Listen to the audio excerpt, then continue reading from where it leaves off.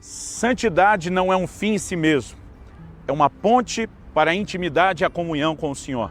Palavras de John Bevere no seu livro Kryptonita, com as quais eu concordo. E nos próximos minutos quero te mostrar que elas são respaldadas pela palavra de Deus. O cenário de fundo é a terceira ponte aqui em Brasília. Uma imagem que eu quero que fique na sua mente, para lembrar que a santidade não é um fim em si mesmo, é uma ponte para a intimidade com o Senhor Jesus. Fique comigo e nos próximos minutos nós vamos caminhar por essa verdade bíblica.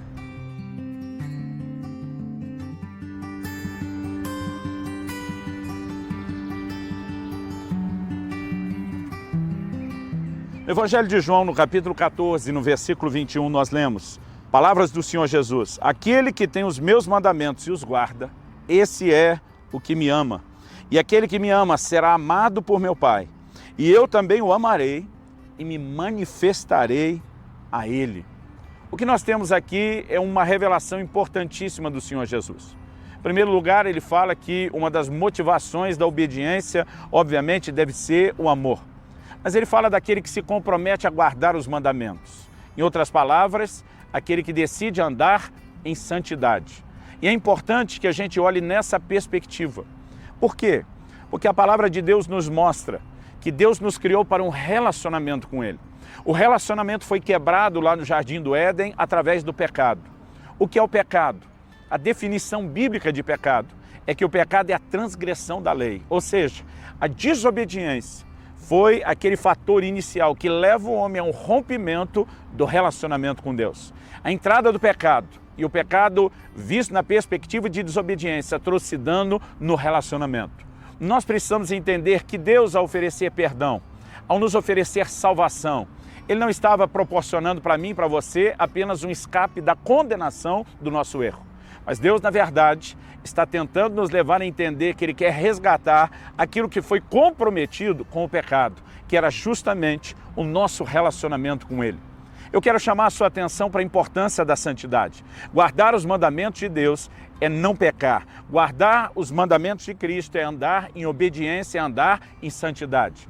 Mas é importante que você entenda que a santidade ou a atitude de não pecar não é um fim em si mesmo. Ela é, e acredito que esse cenário dessa ponte atrás de nós vai nos ajudar a lembrar isso, ela é a ponte para uma vida de intimidade com Deus. Eu ouvi essa definição do John Bevere no seu livro Kryptonita e eu gostei demais. A santidade não é um fim em si mesmo, ela é uma ponte para a intimidade com Deus. Então Jesus está dizendo que aquele que tem os meus mandamentos e os guarda, esse é o que me ama. Primeiro ele fala do nosso amor. Ele diz, e eu também o amarei. Ele será amado por meu Pai. É lógico que a Bíblia não está dizendo que Deus só ama quem o ama guardando os mandamentos. Deus nos amou quando nós éramos ainda seus inimigos. Essa expressão, será amado por meu Pai, eu o amarei, está falando do prazer, está falando da realização do coração de um Deus que percebe que nós estamos indo ao encontro dele e do seu propósito para nós, que é uma vida de comunhão, que é uma vida de intimidade. Obviamente, precisamos entender e compreender pela palavra de Deus que a desobediência sempre terá consequências. A desobediência sempre trará problemas. A palavra de Deus nos diz em Provérbios 10, 27, o temor do Senhor prolonga os dias da vida, mas os anos do perverso serão abreviados. O temor do Senhor nos impede de pecar, mas o perverso, que não se permite ter o temor do Senhor e, portanto, peca, terá sua vida encurtada. Nós sabemos, obviamente, que há recompensa. A palavra de Deus diz no Salmo 19, 11, a respeito de guardar os mandamentos do Senhor.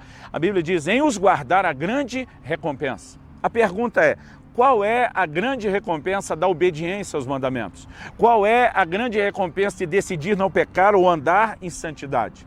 Nós precisamos entender que se por um lado a Bíblia não apresenta um evangelho baseado em méritos, onde entramos nas bênçãos apenas por merecimento, nós precisamos entender que por outro lado a mesma Bíblia fala de semeadura e ceifa. A Bíblia diz de uma maneira muito clara, de Deus não se zomba. Tudo que o homem semear, isso também ceifará. Está lá em Gálatas 6. A Bíblia diz, o que semeia na carne, da carne vai colher corrupção. O que semeia no Espírito, do Espírito vai colher a vida eterna. Então, embora não haja salvação sem a expressão da graça que se recebe por fé, nós precisamos entender que a mesma fé que recebe essa graça que não merecíamos, ela agora tem obras. E entre elas, as obras da fé envolvem a obediência.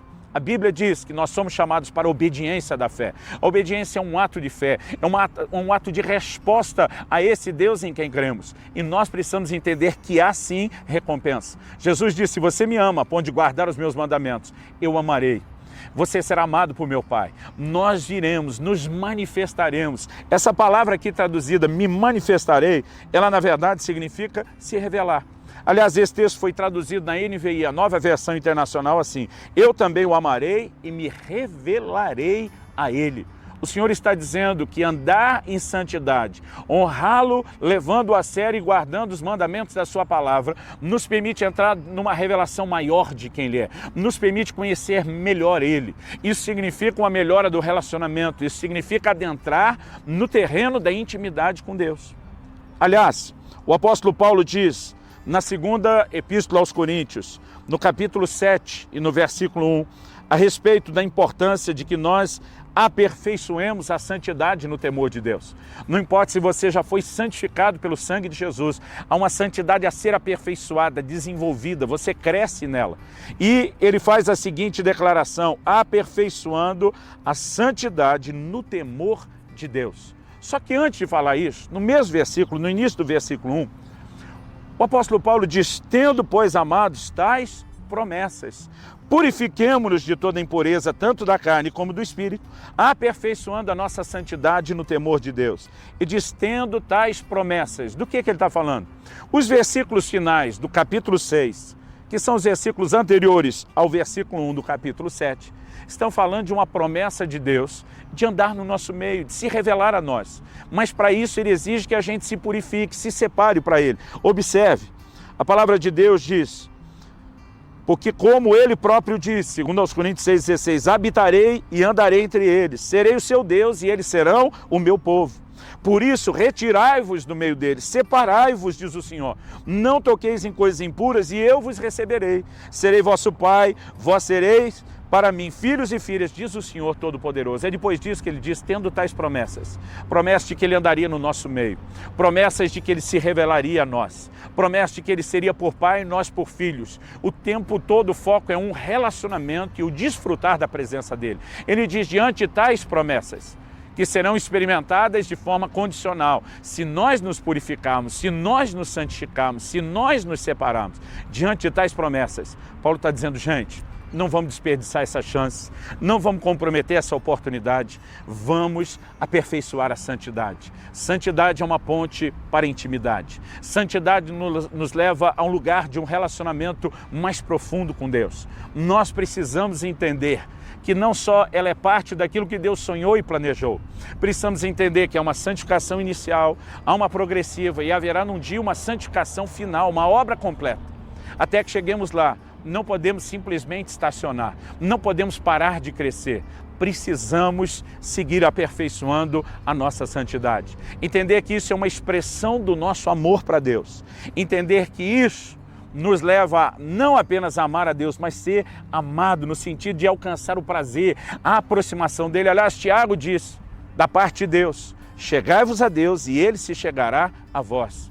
Aproximar-se de Deus não é só a busca da oração, não é apenas a disposição de dizer eu vou jejuar ou ler a palavra. Aproximar-se de Deus é estar cada vez mais perto da revelação do caráter santo de quem Ele é. É viver de uma forma que não o afaste.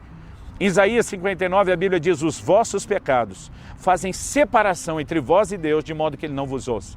Como se chegar a Deus em pecado, se eles nos separam de Deus?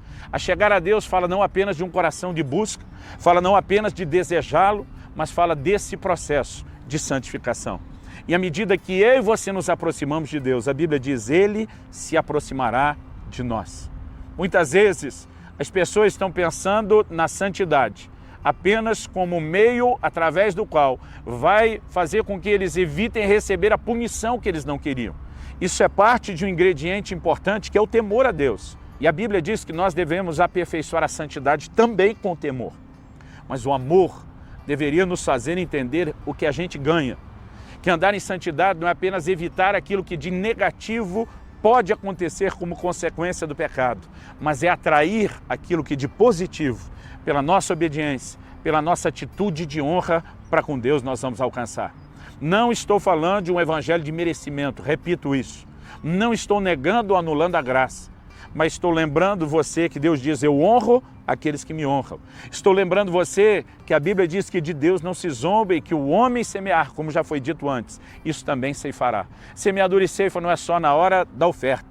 Semeadura e ceifa diz respeito a se vamos investir na carne ou se vamos nos inclinar para o Espírito.